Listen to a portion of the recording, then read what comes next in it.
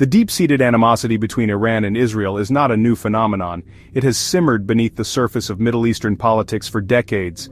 For years, this rivalry has been characterized as a so-called shadow war, fought through proxies, cyber attacks, and covert operations rather than direct military confrontation. At its core, the conflict stems from fundamentally opposing ideologies and, geopolitical ambitions. Israel has long viewed Iran's nuclear program as an existential threat, a danger that could upend the delicate balance of power in the region and directly endanger its very existence. This fear has really driven much of Israel's foreign and military policy for many years. Iran, on the other hand, sees Israel as an illegitimate state and a key ally of the United States, its primary adversary. Tehran has consistently called for Israel's demise and has supported militant groups across the region, such as Hezbollah in Lebanon and Hamas in Gaza, which share its anti-Israel stance. This network of proxies allows Iran to project its power and challenge Israeli and American influence without engaging in a conventional war it might not win. The conflict, therefore, is a complex web of security concerns, religious ideology, and a struggle for regional dominance. A volatile mixture that has kept the Middle East on a knife's edge for a generation. This long-standing Cold War began to turn hot earlier this month. On the 13th of June, Israel took a momentous and aggressive step, launching a direct military assault on Iran. The stated objective of this operation was clear and unambiguous: to dismantle Iran's nuclear enrichment program, which Israel has always maintained is for military purposes, despite Iran's claims to the contrary.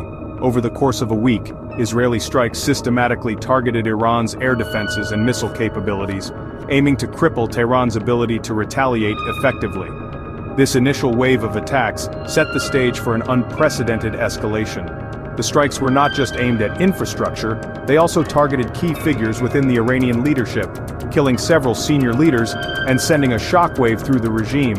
The world watched with bated breath, understanding that this was a significant departure from the established rules of engagement. The shadow war had burst into the open, replacing covert actions with overt military force. This direct attack by Israel on Iranian soil was a crossing of the Rubicon, a daring gamble that risked plunging the entire region into a full-blown catastrophic conflict, the consequences of which would be felt far beyond their borders. The conflict took a dramatic and dangerous turn on June 20th. After more than a week of Israeli strikes, the United States entered the fray directly. In a move that, honestly, stunned the international community, President Donald Trump authorized American military strikes against 3 of Iran's most critical nuclear facilities. This intervention marked a major escalation, transforming a regional conflict into a global crisis. The targeted sites at Fordow, Natanz, and Isfahan are central to Iran's nuclear ambitions, representing years of scientific investment and national pride. The American involvement was a clear signal of its unwavering support for Israel's objectives. In a televised address to the nation, President Trump declared the operation a spectacular military success. He asserted that the strikes were designed to achieve one primary goal: the destruction of Iran's nuclear enrichment capacity and a stop to the nuclear threat. With characteristic bravado, he claimed that Iran's key nuclear enrichment facilities have been completely and totally obliterated. This direct military action came despite President Trump's long-standing promises to avoid entangling the United States in further Middle Eastern wars, highlighting the perceived urgency and severity of the threat posed by Iran's nuclear program in the eyes of his administration. The decision to intervene was framed as a necessary step to support an ally and neutralize a pressing danger. For years, the United States and Israel had coordinated their intelligence and policy on Iran, but direct American military action on this scale was a historic development. President Trump's stark warning to Tehran, stating that Iran, the bully of the Middle East, must now make peace, left little room for ambiguity. The strikes were not just a military operation, they were a powerful political statement, intended to force Iran into submission and permanently alter the strategic landscape of the Middle East. However, Iran's immediate response cast doubt on the American claims of total success. While an Iranian official confirmed that the Fordow site had indeed been struck by enemy airstrikes, others sought to downplay the impact. A lawmaker from the nearby city of Qom told Iranian state media that the facility had not been seriously damaged. Furthermore, Iran's state broadcaster claimed that the 3 sites had been evacuated some time ago, with sensitive materials like enriched uranium having already been moved to secure, undisclosed locations. This conflicting information created a fog of war, making it difficult to assess the true extent of the damage. Tehran's response to the American and Israeli attacks was swift and forceful, demonstrating that it would not be cowed into submission. Despite the significant damage to its military and nuclear infrastructure, Iran unleashed a barrage of retaliatory missile strikes against Israel. The primary target was the bustling metropolis of Tel Aviv, Israel's economic and cultural heartland. The attacks aimed to sow terror and prove that Iran retained a potent capacity to inflict pain on its adversary, even after sustaining what President Trump had described as a spectacular blow. The skies over Tel Aviv were lit up by explosions and the streaks of interceptor missiles from Israel's Iron Dome defense system. The strikes on Tel Aviv caused significant damage and disruption. In the northern neighborhood of Ramat Aviv, buildings were reduced to rubble, and the familiar sounds of city life were replaced by the wail of sirens. Israeli emergency services worked tirelessly evacuating casualties to hospitals and navigating streets littered with debris. These scenes, broadcast around the world, brought the reality of the war home to Israeli civilians in a way that had not been seen in decades.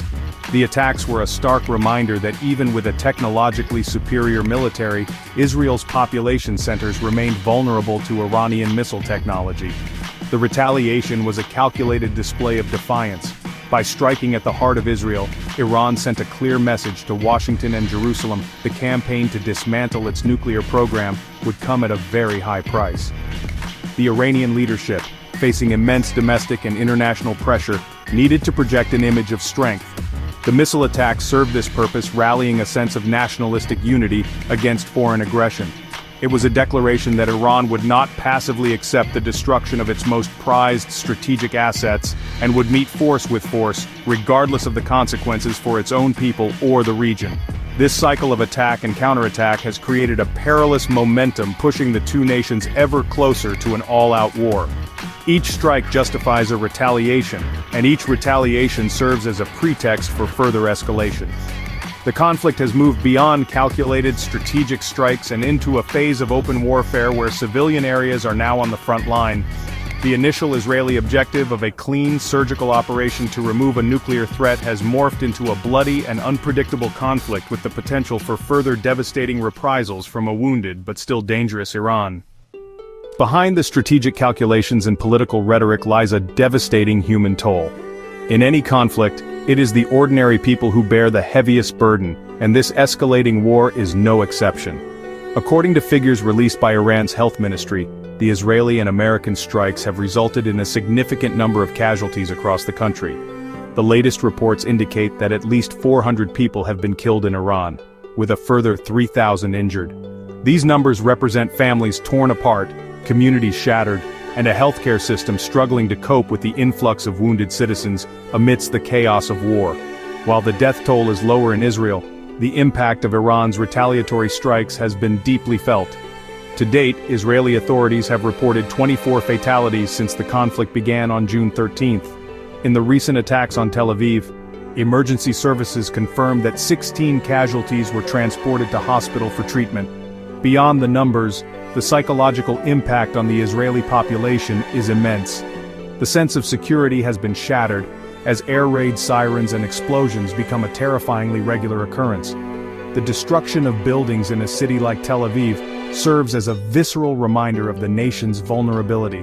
The damage to infrastructure in both countries extends far beyond military targets. In Iran, the strikes on nuclear facilities, which are often located near populated areas, have caused widespread disruption and fear. In Israel, the missile attacks have not only destroyed homes, but have also damaged public infrastructure, bringing parts of its economic hub to a standstill. The images of rubble-strewn streets in both Iranian and Israeli cities paint a grim picture of the war's destructive power, a power that does not distinguish between combatants and civilians when missiles fall from the sky. International humanitarian organizations, such as the Red Cross, have expressed grave concern over the escalating violence and the growing number of civilian casualties. They have called on all parties to respect international humanitarian law, which demands the protection of non-combatants and civilian infrastructure. The grim reality on the ground, however, suggests that these calls are being drowned out by the drums of war. The human cost continues to mount with each passing day. a tragic consequence of a conflict that has spiraled dangerously out of control. The rapid escalation of the Iran-Israel conflict has sent shockwaves across the globe, prompting urgent calls for de-escalation from international leaders and organizations. The United Nations has been at the forefront of these diplomatic efforts. UN Secretary-General Antonio Guterres delivered a stark warning, stating that the conflict could ignite a fire no one can control. His plea for all parties to give peace a chance reflects a profound global anxiety that the fighting could spill over into a much wider regional war, drawing in other nations and destabilizing the entire Middle East with, catastrophic consequences for international peace and security.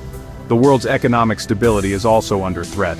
The Middle East is a critical artery for global trade, particularly for the energy market. The specter of a full-scale war involving Iran, a major oil producer situated on the vital Strait of Hormuz shipping lane, has already begun to spook financial markets. Concerns over potential disruptions to oil supplies have led to predictions of a sharp spike in global oil prices. Such an increase would fuel inflation and could tip fragile economies into recession, meaning the fallout from this conflict would be felt in the wallets of ordinary people thousands of miles away. In response to the growing danger, many foreign governments have issued urgent travel advisories, urging their citizens to evacuate from both Iran and Israel. Embassies are working to arrange charter flights and provide assistance to their nationals caught in the crossfire. This mass exodus of foreign workers, diplomats and tourists underscores the severity of the situation. It is a clear sign that the international community fears the window for a peaceful resolution is closing rapidly, and that the security situation on the ground could deteriorate without warning, leaving foreign nationals stranded in a war zone. As of today, the 22nd of June 2025, the future remains deeply uncertain. The conflict is balanced on a knife's edge, with the potential for either a fragile temporary ceasefire or a further devastating escalation. The path of diplomacy, though advocated by many, appears fraught with obstacles as both sides seem locked in a cycle of violence. The urgent need for peace has never been more apparent, not only for the people of Iran and Israel who are suffering directly, but for the entire world. The coming days will be critical in determining whether reason can prevail over the raw emotions of war.